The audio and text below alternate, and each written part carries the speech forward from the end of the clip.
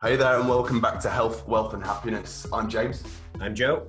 And today's guest is a special one, someone I've been following closely for years, from missing out on the Olympic selection in 2012 with 2 hip replacements to going on to achieving bronze at the Commonwealth Games in 2014, and then being selected for the World Champs and Olympics in 2015, 2016. The Scottish record holder, Mark Dry, in the Hammer, joins us today. Mark, how's it going, my man? I'm all right, gents. How are you? Life is very bizarre at the minute, but yeah, still kicking. And we're going to cover into that. We're going to dive into that. But let's start this all off first and foremost. How did you get into the Hammer? How did the dream come about?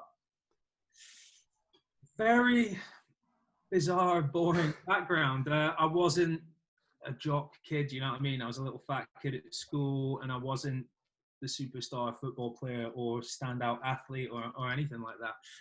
I lived by the beach. I used to throw stones all the time, sticks and stones in the woods and on the beach, and I didn't realise I could throw sticks and stones a lot further than the beach.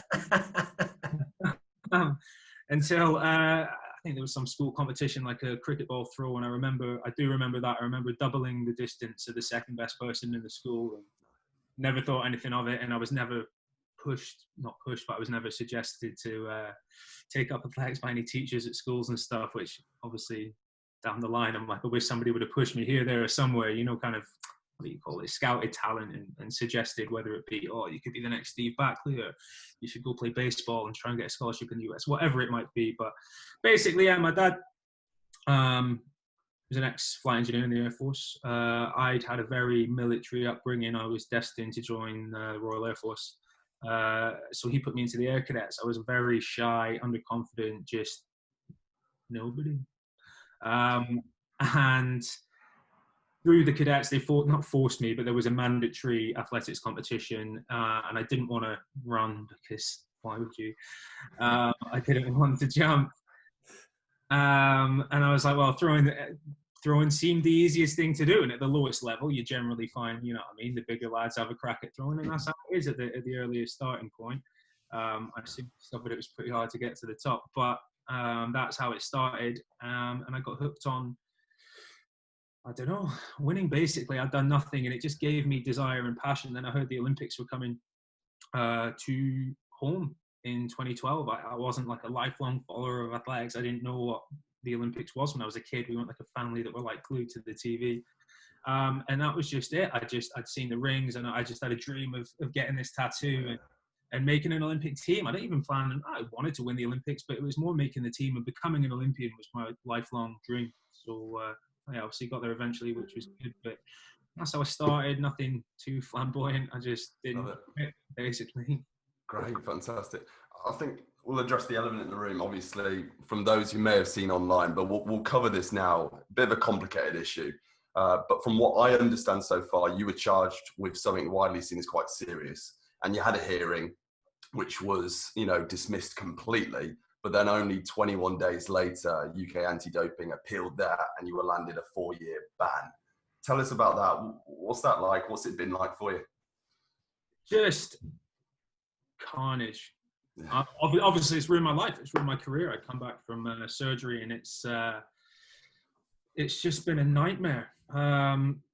Dealing with it, trying to explain it, and the worst thing about it has been having to keep quiet and, oh, you shouldn't say this and you shouldn't say that, and you don't want to get into a public battle, and just having people question everything that you've ever done, you know what I mean? And misinformation, the misunderstanding about what's going on, you know what I mean? People assume that I've been putting testosterone into my knob and that's the end of it, you know what I mean? And taking drugs has never been in question, isn't anything to do with this case. It's to do with I was charged with tampering, which was then changed to tampering or attempted tampering. And it was about a filing failure. I forgot to fill in my whereabouts, and I lied about it, which I stood up and said was wrong almost immediately. And standby is still not right. But what I did wasn't fraudulent, and it wasn't tampering. Tampering is using a fake penis to put clean piss in a pot because yours will fail a test. Or tampering is letting somebody that looks like you take the test in your place, providing false ID. That's what tampering is and is intended for. And well, yeah, we can get into the details of it, but yeah, it's just it's a living nightmare. So somewhat, okay, if you'd have got caught actually doping, what would your ban have been then? 2 to 4 years is the general. So it's a 4-year ban for actually doping, and most dopers get it reduced to 2 years. I mean, Justin Gatlin, I don't have the exacts on his case, but he's been caught twice and whatever else, but his got reduced to 2 years. So many dopers get reduced to 2 years, whether it be for providing information about where they got it or whatever. So most people that get done for doping don't even end up with a full 4-year sentence. And even if they do, it's a 4-year sentence. And so for actually taking the gear, you get less of a sentence than you would if you didn't turn up, or that blows my mind. I can't. The public response to this has been kind of unanimous in the press and everyone else, without me saying too much. It just doesn't make any sense. From the own appeals, the appeals decision that they published was damning enough in itself that showed how ridiculous it was. And I think a lot of people haven't noted that they haven't published the decision from the original hearing where I was fully acquitted. They haven't published that. They haven't made it public, so it's not very transparent. And so how has it gone? How has it gone full circle though? What's happened in the interim? Nothing has happened. That's the problem with this. So the case has happened. I was charged. I denied the charges. We went to a hearing. That was fair enough. That case was completely dismissed. They've appealed me, the things that have happened in the appeal and how they've applied these rules and ignored precedent from CAS cases and everything else is beyond me. And I don't have a big part of the problem with this is I don't have the right to appeal. They're saying that I'm a national level athlete and I'm not being afforded if it was a case of appealing it, I would take it to the Court for Arbitration of Sport and I would have a third opinion on it.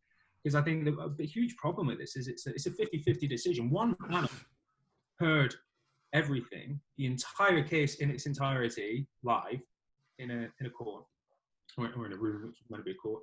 And then the appeals panel, there was an appeal filed by UK Anti-Doping, and at one point they claimed they had new evidence, and then they didn't, and said in the directions hearing and put in writing that they didn't have new evidence, and they just argued basically that they disagreed with the rule.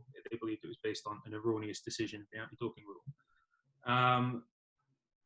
And then the appeals panel, well, I can go into detail about how they've come to that decision, but the appeals panel have, long story short, come to a decision that it's 4 years. But they didn't, it wasn't a rehearing of the case. It wasn't like a de novo from scratch hearing.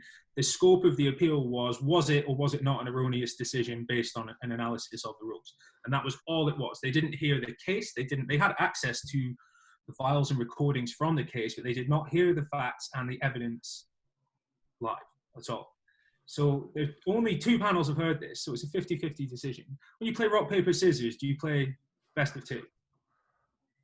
Well, No. It's best of 5.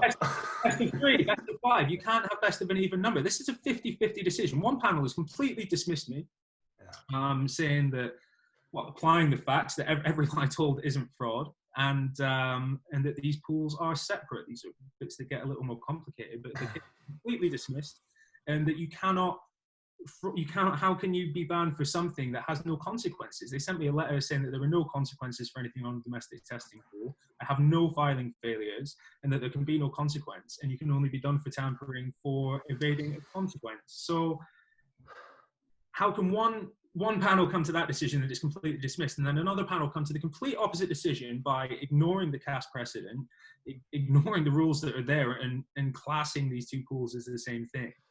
And then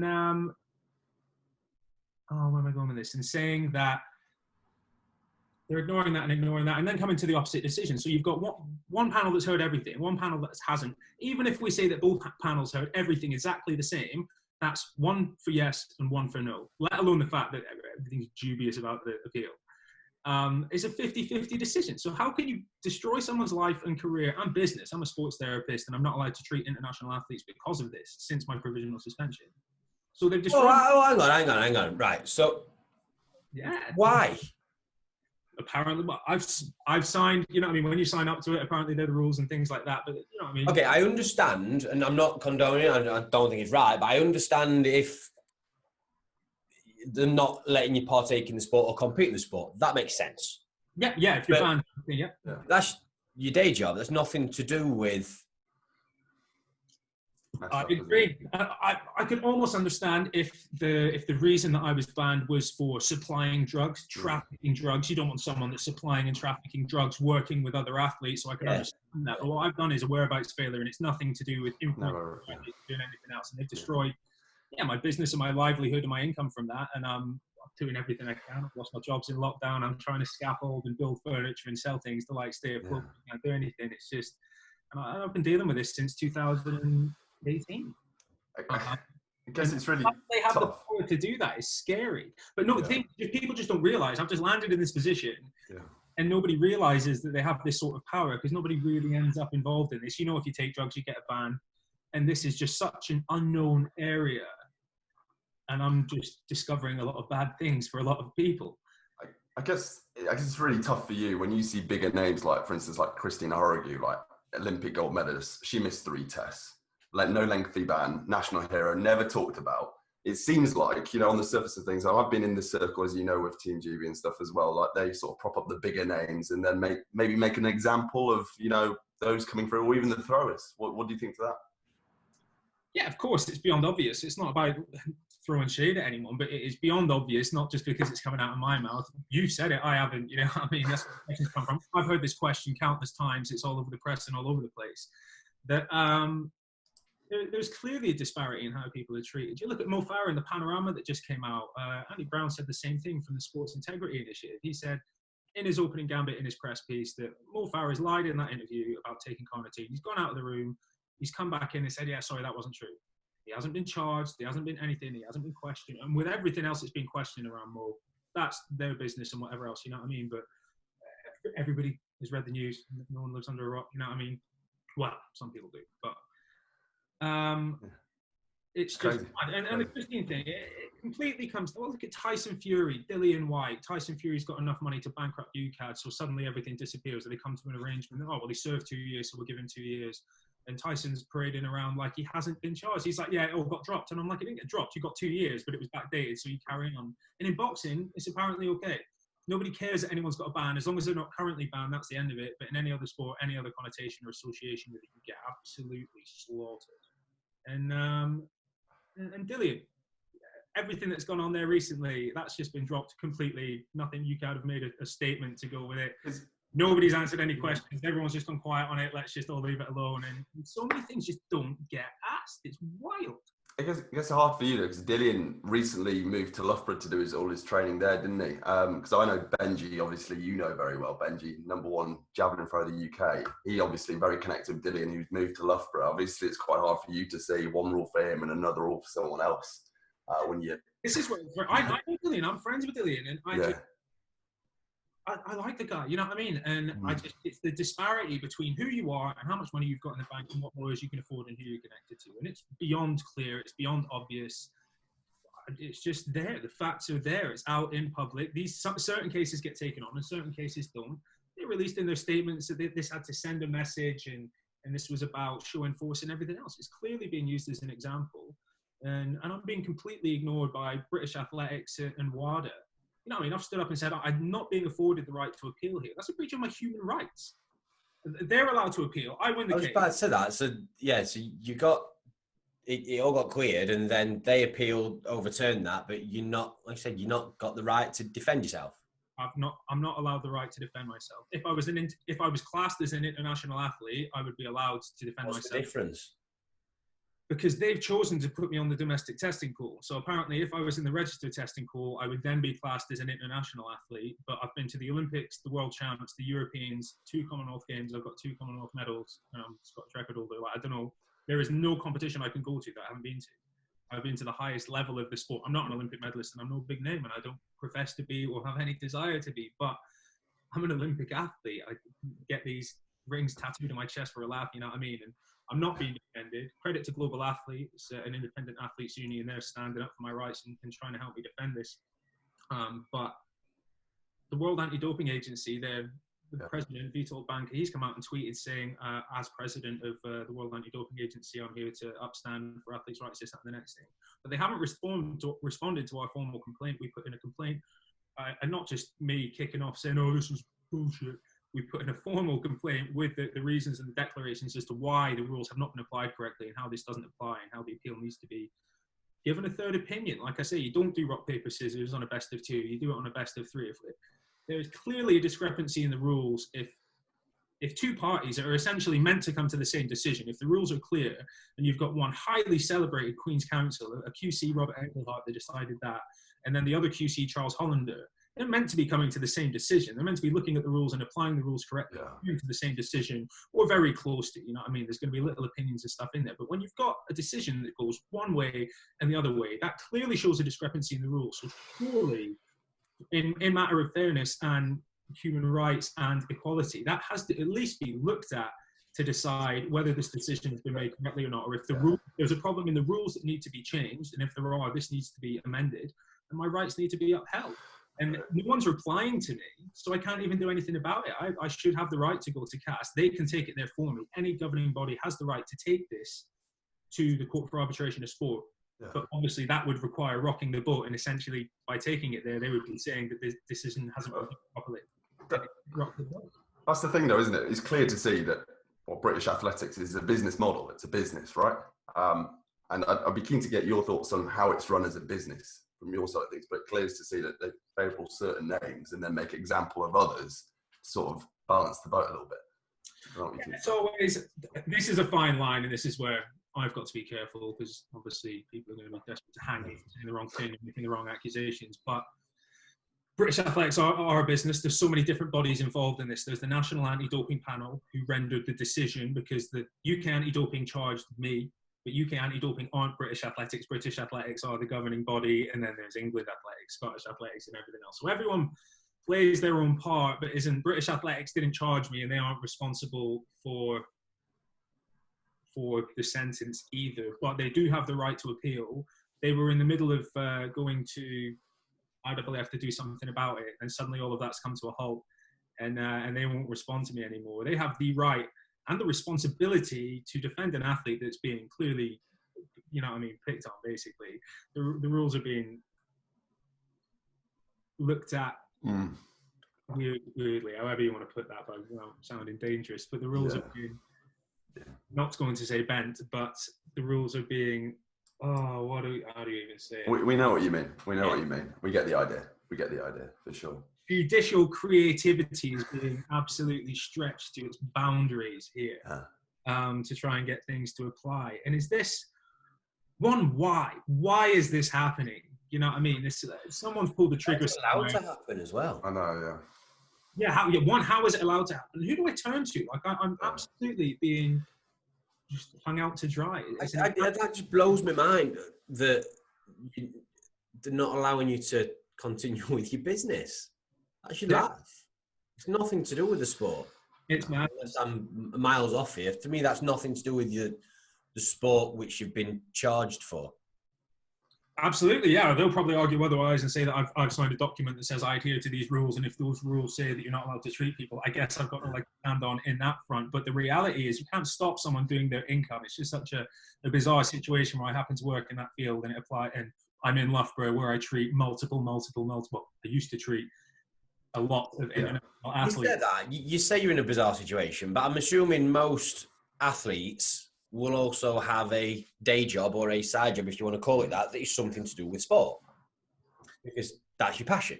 So you would, yes, some do. I wouldn't say like a massive majority. A lot are lucky enough to train full time, or a lot of them are pursuing other things, whether it be a legal career or whatever else. But yeah, a lot would definitely want to, whether at least studying things at university that are sport related, sports science, and this and the next thing. Yeah, I guess for you, it's pretty hard. You feel just powerless right now. You know your intentions have been clear. You've said a white lie that isn't like you doping. It's not doping, and you feel powerless right now. And actually continuing your career and your passion of going to the Olympics and everything else, it must be so hard. I can only put myself in your shoes here. Yeah, I mean, I just had a hip replacement. You know what I mean? A hip resurfacing, and I thought that was the least of my problems. Well, now it's the least of my problems. I thought that was a pretty big problem. I've had 2 reconstructions. I've come back and learned to walk again from them. After my second reconstruction, I came back and got bronze in Gold Coast at the Commonwealth Games in 2018. After that, my leg fell off, and I've got a metal hip now. And it's been a groundbreaking, fell off. surgery where they've cut my femur in half vertically at the top to save the attachments and screw them back in. I've had this surgery to come back, and I was well on the way to doing it, and then they've flipped this appeal, and it's just wild. And how old are you, Mark, if you don't mind me asking? I'm 32, and this is the critical point. I'm done, basically. I'm not waiting 4 years and doing that. They've destroyed my career. But these are the last kind of few years that I've got left. And this has just destroyed everything. And I wouldn't even mind if this was a case of me just, you know what I mean? If I got caught for doing, if I was taking drugs, for example, and I got caught for that, I could almost deal with it. You know what I mean? If you've made a mistake, you're like, you know what, I did something like really, really bad, you know what I mean? And I kind of deserve this and blah, blah, blah. But this is so much more than my case, and I haven't done anything wrong with taking drugs. Just obviously, you know that. Yeah. In case people clip it in the wrong bit, but this is scary. People should be really, really concerned by this. This level of abuse of power, and for what they can do this at any time to anyone. It's like, oh well, it's Mark Dryan, whatever. This can happen to anyone at any time. Certain people they will choose not to do it to, depending on how much money they've got and how well connected and how high profile they are. But this can happen to anyone, and the massive majority of athletes aren't big name superstars. So if they're not hitting the targets and the figures, and numbers need to be made up or whatever it is, and I'm not saying that's necessarily the reason for it. Nobody can prove that, but it is just madness the way things are going about, and how you just don't have a right. You should have a right. These people are meant to be there to defend you. UK anti-doping are there to catch cheats, and they absolutely should be. But there have been so many cases where the rules have been so different depending on who you are and where you're from. And it's just scary that, okay, well, who do I turn to? I disagree with this. So somebody somewhere must be able to uphold justice. And it's not a case of me just having an argument and disagreeing. The rules have not been applied properly. Like the Murray case is the cast precedent that must be followed. They've ignored it. The facts that have been set from the original hearing, everything that was put into the original decision, any facts that are outside the scope of the appeal cannot be changed. They have to be left because they were decided upon by the original panel, and it wasn't a de novo hearing, so they must be changed. The second the appeals panel have changed those facts, they're like, well, we disagree with that and we're changing it. You can't. Like, that's not how it's set out. And if there's ever any discrepancy in the rules, you must apply them how they're intended to be applied. That's how it works. And it's just being ignored. They're saying that the domestic testing pool, I'm on the domestic testing pool where there's no 1 hour slot, and you get a filing failure if you forget your work. You get 1, 2, and 3 filing failures. There's no consequence for 1 filing failure, no consequence for 2 filing failures, no consequence for 3 filing failures, other than you get moved up to a separate pool, the registered testing pool, the national registered testing pool, which Christina Hurgu was on. And if you get on that, you miss a test if you miss your hour slot. If you get 2 missed tests, again, you're on 2 missed tests. If you get a 3rd missed test, you can be eligible for 1 or a 2-year ban. So the only pool that you can be sanctioned on is the registered testing pool. In every piece of documentation everywhere, they are separate pools. And they were written as, if they were intended as 1 6-strike pool, it would be the pool. It would be 1 6-strike system. But it's the 3-strike domestic testing pool filing failure system and the 3 missed test registered testing pool system. Remembering tampering can only apply if you're evading a ban. So on the domestic testing pool, there are no sanctions. This is my first ever filing failure. And I helped them with a case in Dhaka. I provided substantial assistance. I grasped 2 people that paid off 2 doping control officers in the hallway in a World Challenge meet in Dakar. So I've been so anti-doping my whole career. And they're saying, well, if we look at it as 1 6-strike pool, then we can say if you were to miss 2 more filing failures, and then we put you up onto the registered testing pool, and then you got 3 missed tests all within 12 months, then you could get a 1 or a 2-year ban. So the direct reason for your lie must be to evade a ban, which even if it was a 6-strike and everything else, to say that was the reason is lunacy, and that's how this sticks. I think it's mind-blowing, to be honest, but it kind of, for me, in my opinion, this is only my opinion, it just seems that it's a bit of a witch hunt, and also they need to make an example of someone to show that they are sort of regulating and giving issues for something. But I think it's, once again, it's just assumption, though. It's all just... You said that, but it annoys me. How this will I just can't see how this benefits the sport or benefits... It's the sport am I so... And I'm fine being called out and whatever, you know what I mean? Like, is the sport a better place without me in it? Have I done so bad? All I've tried to do is inspire people. I'm not the biggest, the tallest, the fastest, the smartest. I'm just a kid from a fishing village in the north of Scotland. All I've done is be told that I'm shit and be told that I'm not good enough and I'm not talented enough and I'll never make the Olympics and I'll never break the Scottish record. All I've done is go against the grain and tell everyone to fucking eat one. And just pushed and pushed and pushed. And I'm not going to be a superstar. But I made the Olympic Games with the help of people around me, my old coaches and stuff. I've been self-coached since 2014. With help from one of my former coaches, Chris Black, and various people. I've had plenty of help along the way, but all I wanted from this was to show people that are constantly told that they're not good enough to achieve something or do something, that you can achieve whatever you want if you're just willing to have the grit to tough it out and see it out, and you don't have to be the strongest. That's my purpose in the sport, more than winning any medals or doing anything else. And this, like I say, this is just about so much more than this. You know what I mean? I don't care if I don't come back to the sport from this. This isn't about me not coming back. Something just needs to be changed, that they can't bully other people. And getting me out of the sport, I'm hardly the scourge of athletics. And maybe that's just my opinion, but I feel like with the amount of things going on, I'm one of the last things that needs to be removed from this sport as a force. You know what I mean? I honestly feel your pain. I get what it's like. I've been in that sort of setup myself with the rowing side of things. I know how much it means to you, like it did for me. I get it. Athletics, every sport's got it. Yeah, for sure. I totally get it. But just for now, I want to celebrate a little bit more about what you have achieved, because you've achieved some amazing things in this sport, like especially with the Commonwealth Games, bronzing. I remember watching that on TV, seeing you. Been following you for years with Benji and seeing you. I thought that was amazing. In your kilt, still remember it. Pistons apart. How was it? And what was that like, getting that bronze medal? Which one? The Glasgow one or the Glasgow one. Yeah. They were both very different experiences. Glasgow was so special. Glasgow was like redemption for me after all the rest of the bad stuff went on with 2012 selection. That nearly finished me. Like 2012 nearly wiped me out. I was not in a good place. You've explained to me on the site. Explain to the listeners and Joe. Tell us about that 2012 and what happened there. Oh, if you can. Yeah. It's not, it made me. The bottom line of all of this is it made me who I am, and it made me resilient enough to see this out and fight whatever else. I won't be bullied by anyone for standing up for myself and standing up for other athletes' rights and stuff. But yeah, 2012, me and another guy, Alex Smith, were going for both going for it. It was when there was A and B standards. It was a little more complicated, but I'd beaten him 7-1 head-to-head. All my averages were above this, that, and the next thing, and he beat me at British Champs, which is important. But we both threw a B standard at British Champs. If you weren't going on an A standard, the policy clearly said on a B standard, what would be taken into account was head-to-head performance and average top 3, average top 5, or whatever it was. And we based our whole season around that. We were like, none of us are going to get the A standard. It was like 79 meters, I think it was. No, we were both throwing like 74, 75. So we weren't going to get it. So it had to be about, I just followed him around. You know what I mean? Every comp he went to, I'm like, I'm going. I need to take him on head to head, get the numbers up on him. Because he was on funding and I wasn't. I knew any 50-50 decision wasn't going to go my way.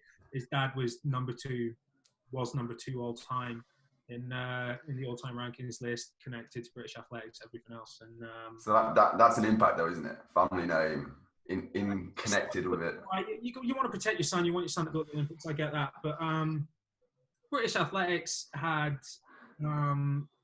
people running around and legal teams running around, going through the documents saying that he threw 74 twice. I threw it once at the British Champs. He threw it twice at the British Champs. And they ended up getting 2 separate 74-meter results to count as 2 individual results from the same competition. Therefore, he had 2 B standards, not 1. So then it counted. And it was just... anything. What a way to dress it up. He's running around finding a way to make sure that I don't go to the Olympics, and he does. And me and Alex are fine, you know what I mean? I just wish it was about, we're friends now and I'm friends with the family and everything else, and we put it to bed, you know what I mean? We all had a bit of grief for years and stuff, but we're sound. And I don't even regret that, you know what I mean? It would have been great to make a home Olympics, but like I said, it made me who I am now. I had a big choice to make after that. That nearly... So you went from 2012 into Glasgow and you got the bronze, but obviously is that the first like big thing that you've had to your name there? And how did that feel? Yeah, of course. The first champs I made was Delhi in 2010, Commonwealth Games. I came out 7th, and then not making London, which was my dream. You know, I mean, that was the reason I was doing the sport. It was a home Olympics. That was everything.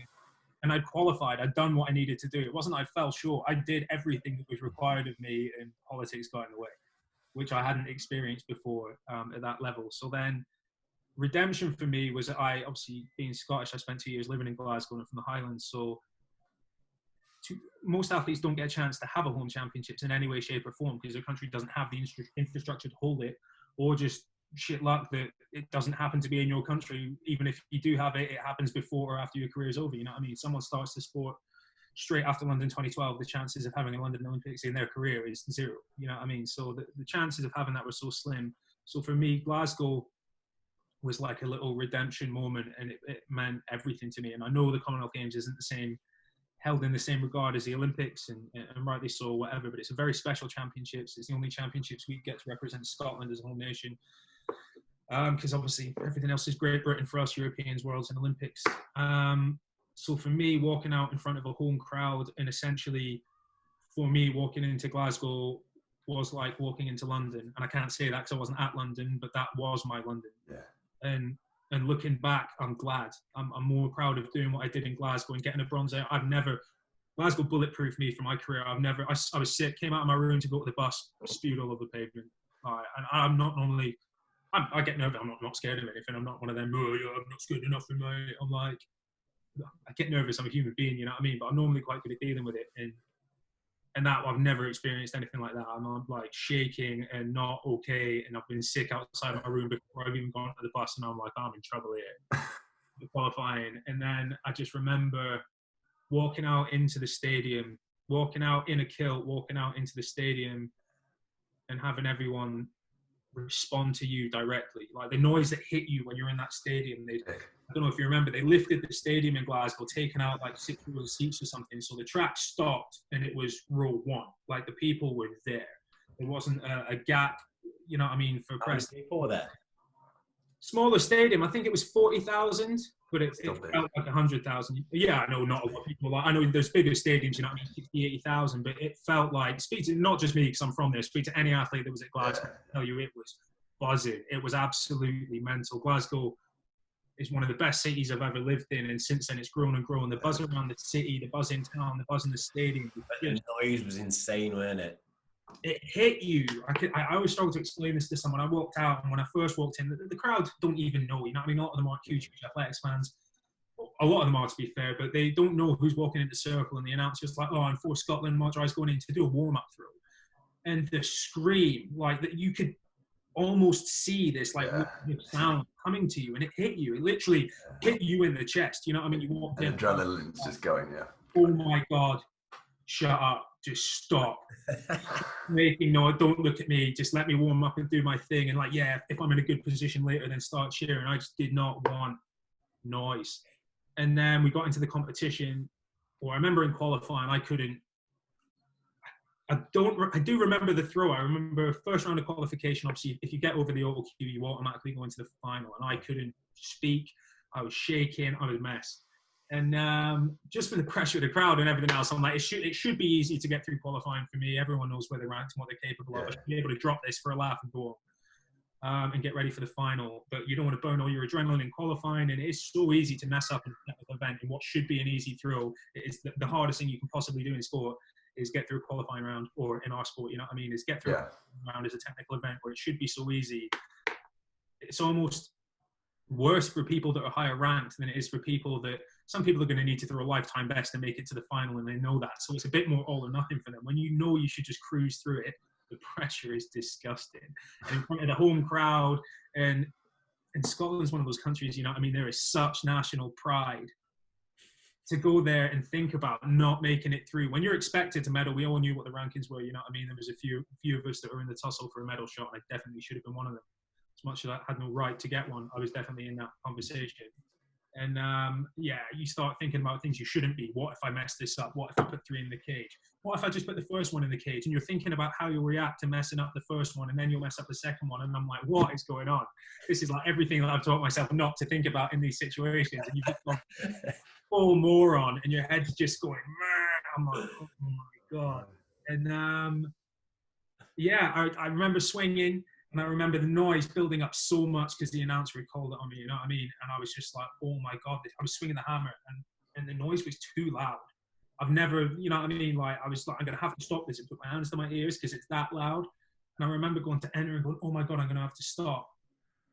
And I went to stop. I think in my head, I went to stop and start again. But then I'd already entered and I was in like the middle. I don't really remember I remember doing the first 2 turns and thinking, oh my God, I'm not even like doing. You just know, don't you? You know in your routines. You know when you're into sync. You know, I'm throwing like a child that's never thrown before, and I'm here to do a job, and that's throw far. And then I remember just not the noise got so loud as I was about to let go. I don't remember turns 3 and 4, other than I remember letting go and thinking, "Oh my God, I've just thrown 50 meters in front of 40,000 people." And then I hear everyone going mental. I couldn't even see where it was going. I was looking at it, and I just couldn't tell where it was going. I just felt it and thought it wasn't going anywhere.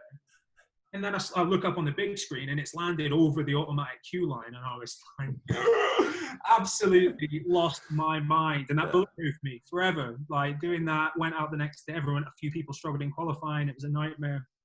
Went out in the final, walked out in my kilt, much more comfortable. It wasn't even a great competition. I got third in I got bronze in like the third round, I think, and the positions just never changed. So it wasn't anything special, other than I managed to execute what I needed to execute. But doing that in front of a home crowd was just the maddest thing that bulletproofed me forever. I went to World Champs, Olympics, everything, and not phased. So do you think then that qualifying round at the Commonwealth sort of pulled you into the finals with that? It calmed you down, it put you in your place, you knew what it was all about now. You just had that sort of trial run almost that sort of set you up for the finals and then Worlds and Olympics going on from there. Absolutely, yeah. I remember when I made the World Champs, I broke the Scottish record the year after that in 2015 at Loughborough International, then, which was a qualifying for Beijing World Championships. Then I threw another qualifier, and went to Beijing, first World Championships, big deal. I was in good shape, and I threw pretty well for what it was. I think I threw 73, 82 or something, and I think I came 14th. I was like 40 centimeters off making the final, but when I walked out, I remember, you know what I mean, it's the Bird's Nest Stadium, it's a big deal, all the Olympic stuff, and I just wasn't phased. Other championships, I put too much emphasis on this is everything. I'm in my country's vest, and I just got too emotional and too fired up, and I'd blown it all in warm-up and everything, and Beijing was good, and I executed pretty well. You know what I mean? You can't just go to a champs in a technical event and jump and throw a PB. It just doesn't happen. So it was a good performance for where I was at. For my first World Championships, it was a good performance. And this is the reality of sport. It's not, people think if you don't get a medal or if you're not Mo Farah or if you're not like challenging, people get disappointed if you come fourth, you know what I mean? And it's, coming 14th in the world is good at that part of my career. I would like to have done better then, and I would like to have improved moving forward, but I think it was a good position, and it reinforced that I was in a good place. I could compete under pressure, and I was confident in doing that from Glasgow. Again, went to the Olympics. I felt good apart from my hip exploded then, you know what I mean? 5 days before qualifying, part of my hip ruptured. The teres ligament inside, we think it was that went. I'd had loads of problems from 2015, and we'd just been looking after it until the Olympics. And I got there in a lot of pain, but I could deal with it. But then 5 days before, I think it was the ligament that had come off completely. The labrum had detached. I had no cartilage left, but that ligament had come off, and it was like I'd been shot in the leg. Kids probably know it. The hammer, the javelin, the throwing sports is the punishing supports, aren't they? The punishing, you know, from a biomechanic standpoint, you're putting a lot of, joules of energy into those joints, right? How heavy is the hammer? 7.26 kilos, which is 16 pounds in old money. So yeah, men's shot and hammer are 16 pounds or 7.26 kilos. So yeah, it's the forces that you're dealing with when you get down to the science of hammer's obviously on a longer lever, shot's obviously heavier and I guess hard on the wrist and the next thing, but hammer, because it's on the lever, you're looking at 300 plus kilos of force when you're throwing. I think the world record was worked out at about 370 kilos of pull, whether that was against Newtons or whatever it was, but I can't remember the exact thing. But basically, it's wild the amount of force you have to we're not designed to swing that around, no, we really. I've got disc bulges in my back, herniated disc L5S1, 2 bulges L3, 4, 4, 5. I've had ruptured patellas and torn everything, stress fractures in my back, pars fracture, bulged disc in my neck, broke a disc in my jaw when the wire snapped and I bounced my head off the floor. Like, yeah, you get some bad stuff from stupid things and just from lifting and training and both Achilles tendonitis and both knees tendonitis. Like everything's just. Part was poor. I wasn't educated enough in. This was before I was a therapist and knew anything about my body, sort of thing. So, didn't stretch properly, didn't train properly. Fell into the stereotype of, I don't want to stretch too much because I'll lose my power and stuff like that. And just, I mean. It's amazing how some sports are in the forefront of sports science and recovery and protection, and some sports are just archaic in their approach to training and how getting things done, you know what I mean, like, and protecting your joints. I imagine a lot of boxers are still just banging out road miles and just crunching their knees up on concrete and stuff, and there's other ways to get it up, you know what I mean. And I get that's how it was done and it worked and it produced some amazing people, but there are smarter, more efficient ways to train now. Yeah, we had a guest on the other day who's founder of a company called Boxing Science. Yeah. And we had very interesting chats about this sort of thing, on how much the sport's come on. Not boxing. I know there's some areas of boxing that are absolutely advancing that and whatever, but yeah, traditionally, the more old school thing. I know there's some amazing people doing some amazing stuff to advance that as well. Yeah. Oh yeah, 10 years ago, that, like I said, that's all it were. Like I said, you went out, you did your road work, you hit the pavement, and then you got in the gym, you did the bags and sparring, and it's gritted your teeth and whoever got through it, and that was it. So, Mark, you've met some pretty inspiring athletes and leaders, Bolt, Farah, all the guys. Is there anyone that springs to mind that's really inspired you and took a big impact on you?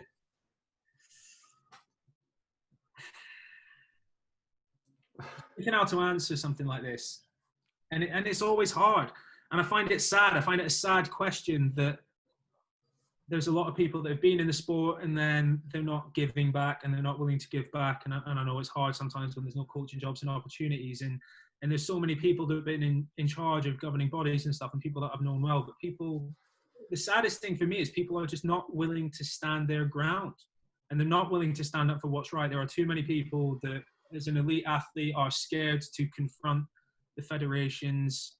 And I don't want to fight. I don't want to fall out with British Athletics and WADA and anyone. I just want justice, because what's happened to me is not right, you know what I mean? And I feel sad that I don't have anyone to turn to. I wish I did trust the federations and the authorities to do the right thing. And nobody, I can't speak for everyone, but from everyone I've spoken to, there's a massive, I would almost say everybody in sport, nobody likes British Athletics or many of these governing bodies, and they don't instill confidence, they don't instill pride, and they're not trustworthy, and their actions again and again and again and again reinforce that. And if they showed actions that meant we could believe in them, I want to believe in our system. I want to believe in everyone's system, and we can. And actions speak louder than words. And I find it sad that I don't have anyone really to admire in the sport, whether it be an athlete or a coach. I've got a lot of time for Tony Minicello now that we're thinking about it. He speaks his mind. He stands up for what's right. He's very Marmite. He's opinionated. As am I, and that's fine. Not everyone has to like him or me or whatever, but standing up for your group or your athletes and for what you believe in, and when things aren't being done right, is admirable. So I've got more time for that than I've got for anything else. I think Christian Taylor's on the verge of doing something great. He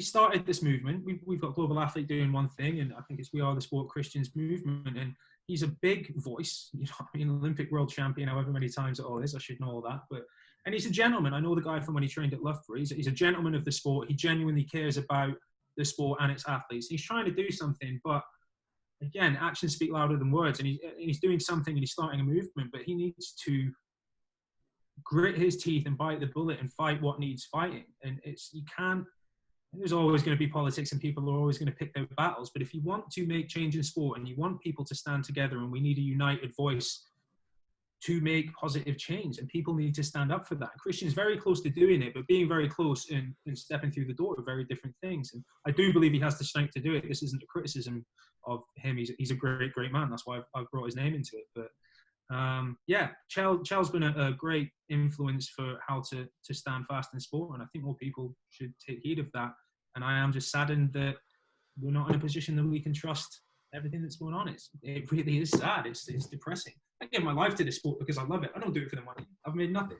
I've lost thousands and thousands and thousands of pounds traveling around the world, not being covered by competitions, this, that, and the next thing. And I don't care. I've got friends all around the world that I can go and see at the drop of a hat. I've made lifetime friends. I've got memories. I've got everything else. It's not about money, but it's sad that you give everything to something like this, and this is where I'm at. So what's next? I don't know. This is the problem. I'm just powerless. If I could have closure on this, if this categorically came out, you know what I mean? If I was in the wrong here and nothing had been done badly and it was all done and you just got to accept it, then you can do that. But nothing can happen. There can't be any closure for anyone until this is dealt with. And they're not responding for a reason. And so the only thing that happens here is if I go quiet, if I just leave this fight, then it stops.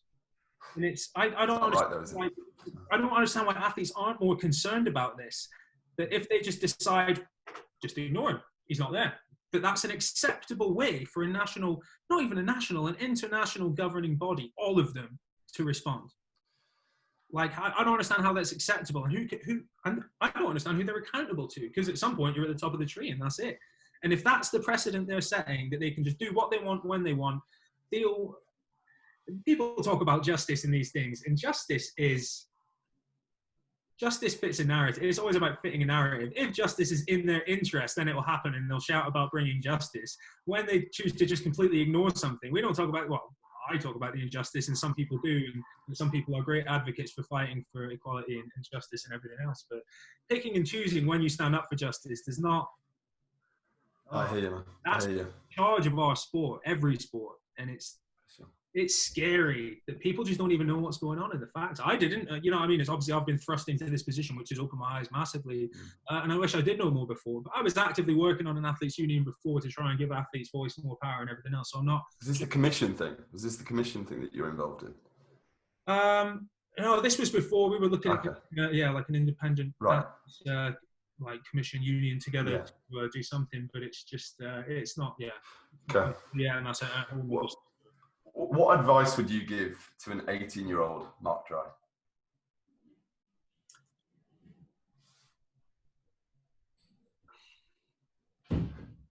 This is hard. One of the saddest things about all this is I get asked whether it be an 18-year-old me or a youngster coming into the sport. The saddest thing, and one of the saddest realities, I think me now would tell myself to just buckle up, be ready for a fight, and everything bad that's going to happen is going to help you grow and become stronger, which I do firmly believe in. But would I want my son or daughter or any youngster in my sport, whether I'm related to them or not, should someone else have to go down this path? Should there be such equality with Hammer not being in the Diamond League and anything else? You should choose a sport because you love it, because it makes you feel good, because it makes you want to get up in the morning and do something and achieve something. If it gives you drive and it gives you passion. And I feel like telling people that you should not be a hammer thrower. And that's one of the saddest things I ever have to say. Why would you go into a sport where you get constantly ignored, constantly pushed to the shadows? You're not in the Diamond League. You can't earn a living from this. And you shouldn't get into the sport about making money or for making a living. But if you're going to push to that level, it just seems mad. And it's not just us. I'm sure there's loads of kayakers and all kinds of obscure, I'm sure they won't mind that word, obscure too, sports that don't get the funding and the exposure they've put in no less hours than any overpaid footballer or anything else, you know what I mean? They put in no less hours of grueling hard work to be just spat on for everything. And I understand there's always going to be imbalance and everything else, but I don't want to say I would tell me not to get into this sport because there's no reward or there's nothing but pain. And it's not true, because I've had some good stories and everything else, but a lot of people can go down my path and work as hard and not be as lucky as I was to achieve what I achieved. And it can be a miserable experience. I've 50-50 there. I've had some horrible stuff, but I've had some amazing stuff. If you get into this and you only experience the bad, and like the Olympics, you know what I mean? I made it. So many people are deserving of going to the Olympics, and it's once every 4 years. They've made the Worlds, they made the Commonwealth, they might have medalled at the Worlds, but all it takes is one injury twice in 8 years at the wrong time, and you miss 2 Olympic Games, and your whole dream of being an Olympian is finished. You can't be like, oh, well, can I do it next year or whatever else? And you can save for the rest of your life. Well, I would have made the Olympics if my Achilles didn't play up or whatever. The bottom line is, if you didn't go, you didn't go. And that will eat you forever. I'm not saying that, you know what I mean? But it will eat away at you inside forever. Like, it's hard. Yeah, for sure. It's tough. Where can the listeners go and find you, Mark? Where can they find you on social media and everywhere else? Everything's just Mark Dry, at Mark Dry for everything. Nice. Instagram, Twitter, whatever. And you're doing a bit of carpentry right now. I've seen on Instagram stories. I'm loving it. It's class. Busy kitchens. Yeah, DIYs, obviously lockdowns, I can't treat anyone. I work in events as well, with craft events, building. We do a lot of bar building and gin festivals and other festivals and stuff like that. And obviously with social, well, there will be no public events for a long time, certainly nothing. So all of their work's dried up, so I can't work for them. I'm obviously self-employed doing that as well. So yeah, it's been operation sort the house out along with everyone else. Redone the garden, redone the kitchen, redone everything else, and yeah, sold a few tables and chairs and bits and bobs, making some bespoke stuff to order. So yeah, just trying to stay afloat with everyone else. Love it, mate. Yeah. Love it. We really appreciate you coming on and spending some time with us. I know it's not easy for you with everything that's going on right now, and Joe and I are right behind you, and I'm sure everyone else listening can really understand your situation. So big respect to you, mate. I know what you're going through, and thanks for your time. No, I really appreciate the support. I know it's just frustrating explaining all this because I know a lot of it's really boring, and I can sit and go through the technicals on this forever, but it gets boring to people and everything else, and people just want to know bits and bobs. But yeah, I just thank you for taking the time for. Thank you. Thanks for your time. It's been a pleasure. Nice one, guys. We'll see you in the next one. Cheers.